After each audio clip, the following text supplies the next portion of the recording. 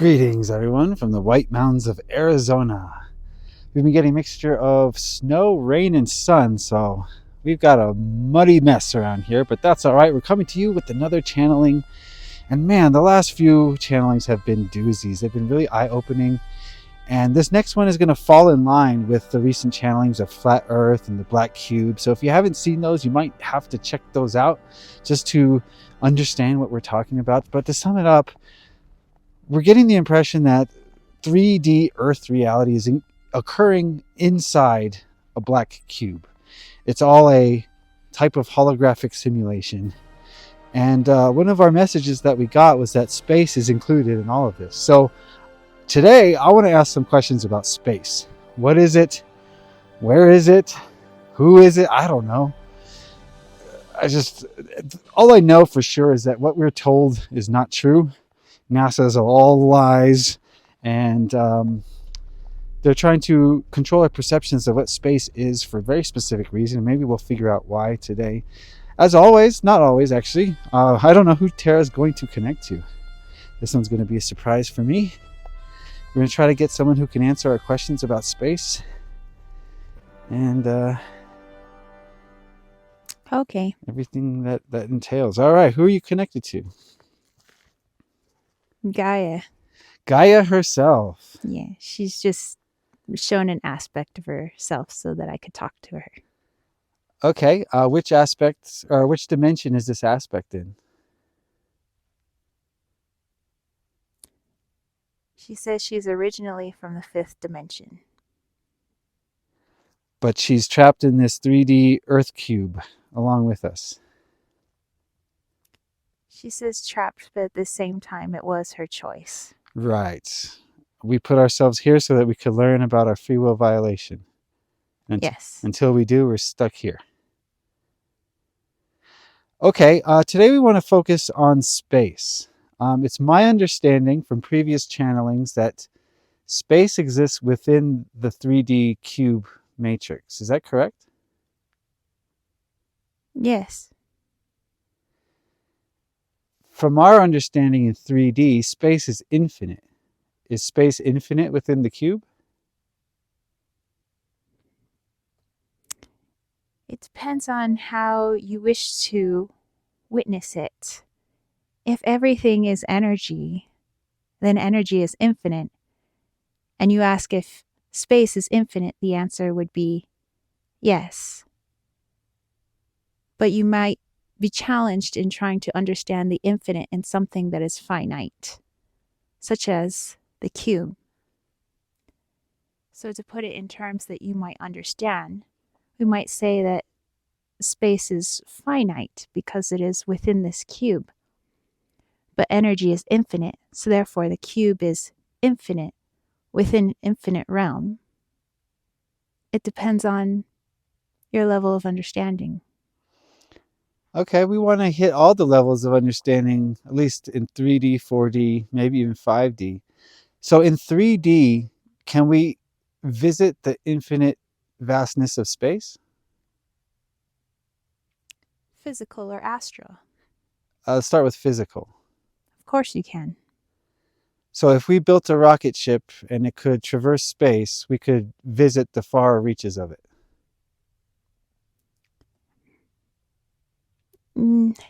In a manner of speaking, think of your reality, you as a singular person, not the collective. And you're walking along the forest. Your mind is creating a reality for you, your consciousness mixed in with your ego, and so that you may have an experience of the forest. That experience may differ from others, even though you share a consciousness. It would be the same with your outer space. You are creating a reality around your rocket ship, so to speak, what your ego mind expects to see and what your consciousness creates for you. So there is an expectation with the ego, and the consciousness is the painter. So it is creating what you expect to see. And so you will expect to see exactly what you expect to see. So we're always creating, manifesting, even when we leave the planet. Yes. Okay, so that's in 3D. In 4D, or the astral, as you would say, is that the same thing? 4D and astral, sure. Okay, what does space look like in the astral? It would look very much like here on Earth, that everything is at a consciousness level. I take away the physical, I take away the 3D, and all that's left is consciousness. So if I look to her left, you would see a tree, but you would only see the tree's consciousness, not a physical tree, and not physical rocks, not other physical animals or physical human beings, but merely their consciousness. And so there isn't quite a description because it's not physical. If I were to go then to outside of this conscious sphere, myself, then you see more consciousness, the consciousness of the stars, the consciousness of other planets. And it wouldn't really look like anything. You're just experiencing consciousness at its purest level. So outside the black cube, space looks nothing like our 3D representation. Exactly. So if you're within the cube and we strip away the 3D, all that's left is consciousness. You go outside the cube, and again, it is all consciousness, but very visceral without the way you might experience visceral. So in 4D, I have but to think of a location and I'm there, whereas in 3D, I have to travel there with my physical body. Yes, everything is so slow. Okay. Um, it is my understanding that there are entities such as let's just say the Greys, and we know that they come from Zeta Reticuli. Is that within the cube or is that outside of the cube? Within the cube. So the Greys are trapped in the cube with us. Many of them are you. Of course, they would be here with you. Okay, so if we had the technology, we could visit their planet in 3D. Yes,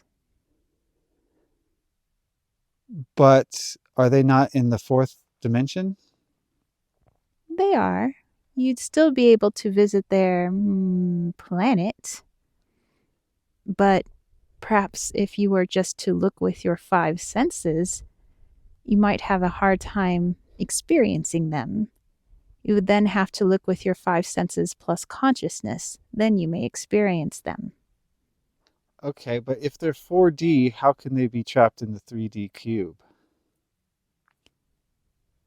An aspect of them is 3D. Their consciousness is 4D. They come from 3D vessels. Their ego is connected to that old 3D vessel from eons ago. In linear time, they would be your future, yes. So, you know that in the spirit realm, there are many spirits, human spirits, that are so connected to their ego, they feel that they have to stay within this place, even though they no longer have a human vessel. The same could be said for other 4D entities, not just human spirits, but let's say the Greys. They are so trapped within their own ego. It is the ego that traps them, that they remain in this place, even though they physically no longer have to keep space in this place. So they exist simultaneously in and out of the cube. Yes, but it is hard for them to see anything outside of the cube because, again, they are trapped by their own ego. Is the same true for the reptilians from Alpha Draconis? Yes, many of the entities, many but not all, that you have experienced either in dreams, astral travel, in any way that you can get into your consciousness and not physically experience with your humanness. Those entities feeling compelled to stick around, so to speak, within this realm have a hard time understanding that they no longer need to stick around in this realm within the cube itself, that there is something outside the cube. Therefore, their ego would have them believe that this is all there is. And so they act accordingly, even though they are from a somewhat different dimension. So it would be as though a form of them is within that 4D dimension, but where they choose to place most of their consciousness is within this dimension, but not just this dimension, within this dimension's cube. Huh. So if they truly wanted to, they would just choose to vibrate more at their fourth dimensional frequency and not be in the cube. Yes. But they choose to be in the cube because they think they need us as a food source. Yes. They're not aware that the ego is controlling them yet. Okay, are the celestial bodies that we witness in our 3D reality representations of energies that exist outside the cube?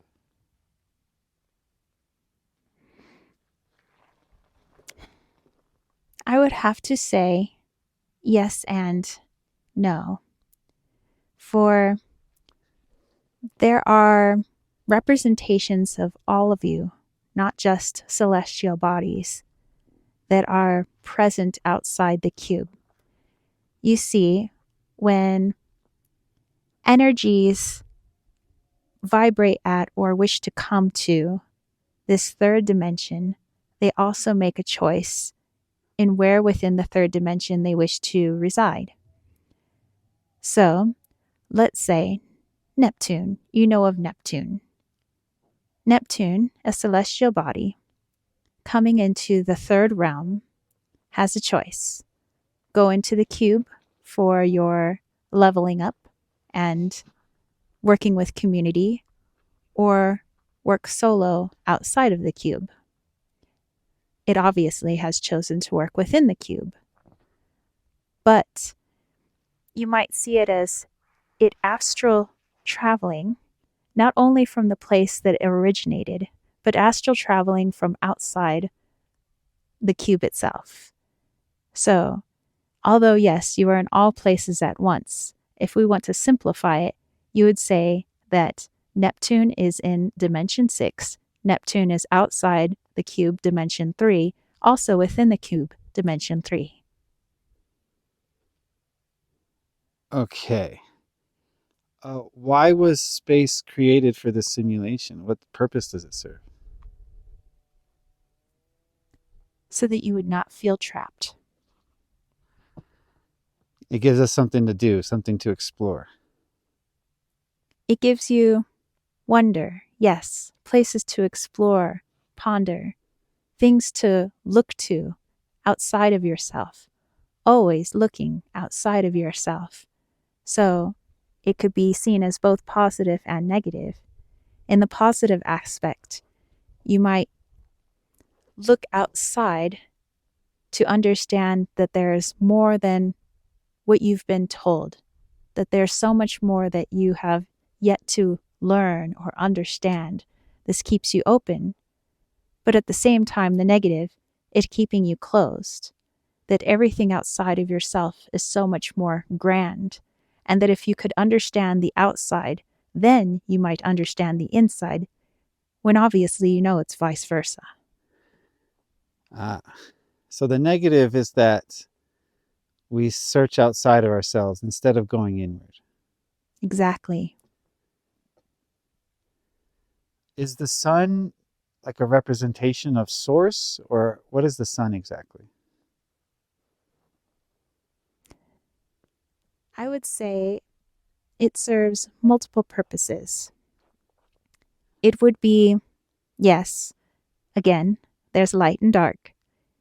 In the positive, a representation of source, which is why so many elements within this planet, myself included, as I am the planet, feel that we thrive in this light. This is why when you take away the light, the plants will die, the animals will die. Eventually, humans and Gaia, myself, will die. Unless we understand that there is something more than just the physical sun. What did it actually represent? But also, the sun being used as a type of, how best to describe light in a dentist chair. The dentist must focus light into where it wishes to operate and dissect. And so this light is needed in order to look through. Consider it a looking glass.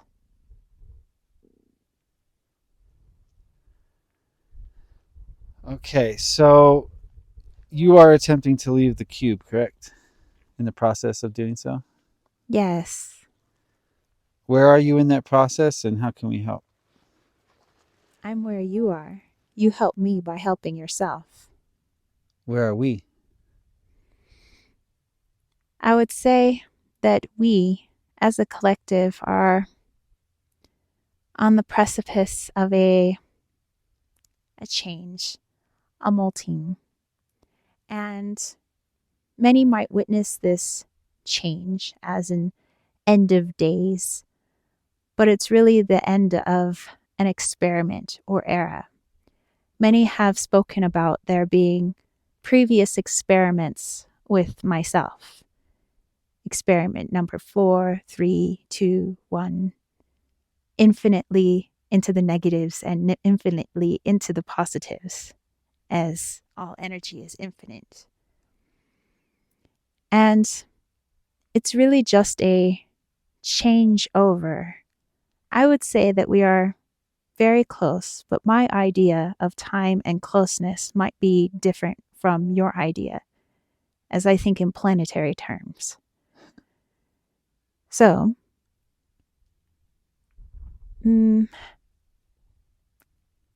humans wish to see some physical change. I would say between now and linear 2030 AD. That's when the awakening will occur. You've already been awakening. Right, but on a massive scale. In a scale which it becomes more tangible to your 3D self, more visible. One last question. So NASA was created to further the idea that we have to explore outwards and not inwards. Yes. So it's just illusion, NASA. Yes.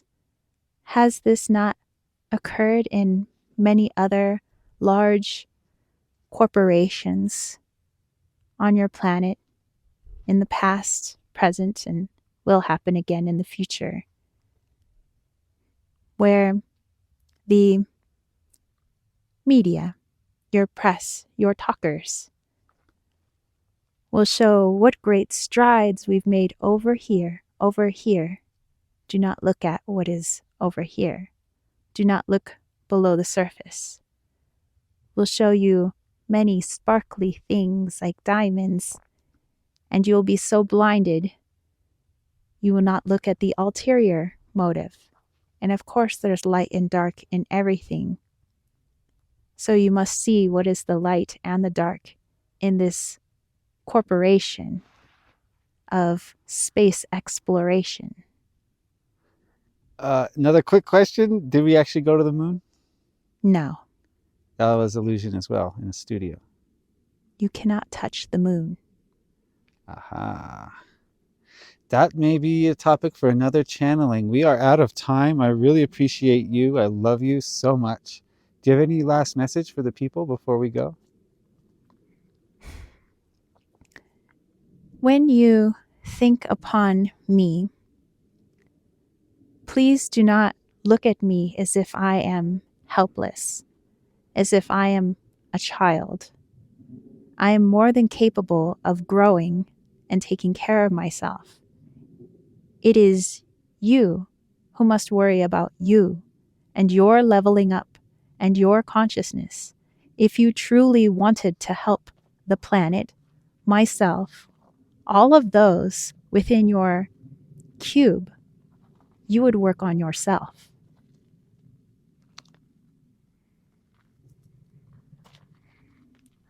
All right. I know of a lot of people who are of a consciousness level that would think that's called spiritual bypassing. I don't buy it. You help yourself, you help the whole. We're all one. Wow.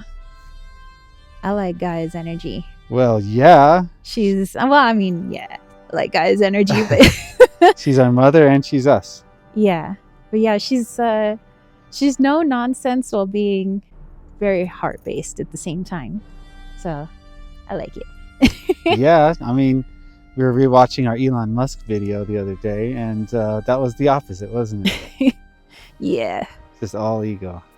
Well, I found it interesting because I can kind of remember most of the channeling now. Like when she was trying to describe things and trying to put it in ways that we would understand, it's like she's racking my brain, my memory, vocabulary, anything to be able to express certain things, and some of the things just aren't there. So she's like, Yeah, it's beyond our scope of comprehension. All we know is space. How could we conceive of no space? Yeah, so it's like, how do I, it's like, I don't know, trying to describe ice to people that have never lived anywhere close to ice before. How do you translate that? They just have to eat it. Yeah. Okay. Well, a lot to ponder there. Definitely rewatch. Definitely go check out past channelings. They're all numbered now, so they're organized. Yes. So yeah, let us know what you thought about this. Definitely utilize your own intuition. Obviously, with all information that you get, whether it's through these entities that come through, they all have their own perspectives. So what is your perspective? What does your own higher self say? And how would you integrate it or not integrate it? So we're looking forward to your comments and maybe suggestions for future channelings, but also your questions. Some of you guys have some amazing questions, like really dissecting some of the stuff that we went into, and we love those so much. Oh, those are my favorite.